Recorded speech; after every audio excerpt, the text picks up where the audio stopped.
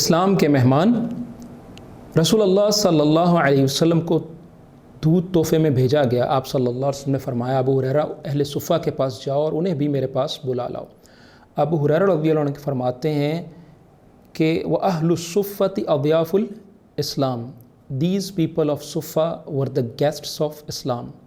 اصحاب صفہ اہل اسلام کے مہمان تھے۔ وہ گھر بار اہل و عیال اور مال وغیرہ نہ رکھتے تھے، نہ کسی کے پاس جاتے تھے۔ جب رسول اللہ صلی اللہ علیہ وسلم کے پاس صدقہ آتا تو آپ اہل صفہ کے پاس بھیج دیتے اور خود صدقے میں سے کچھ نہیں کھاتے تھے۔ اور جب اللہ کے رسول صلی اللہ علیہ وسلم کے پاس کوئی تحفہ، ہدیہ یا گفٹ آتا تو آپ صلی اللہ علیہ وسلم اس میں سے خود بھی کھا لیتے اور اہل صفہ کے پاس بھی بھیج دیتے، یعنی اہل صفہ کو بھی اس تحفے میں شریک کر لیتے۔ صحیح بخاری 6452۔ تو یاد رہے کہ ابو ہریرہ رضی اللہ عنہ بھی اصحاب صفہ میں سے تھے۔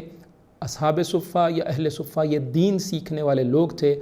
رسول اللہ صلی اللہ علیہ وسلم ان سے محبت کرتے تھے، ان کو صدقہ اور تحفہ میں یاد رکھتے تھے۔ آج مدرسے کے طلباء اصحاب صفہ کے راستے پر ہیں، یہ بھی اسلام کے مہمان ہیں، آپ بھی ان کو یاد رکھیے۔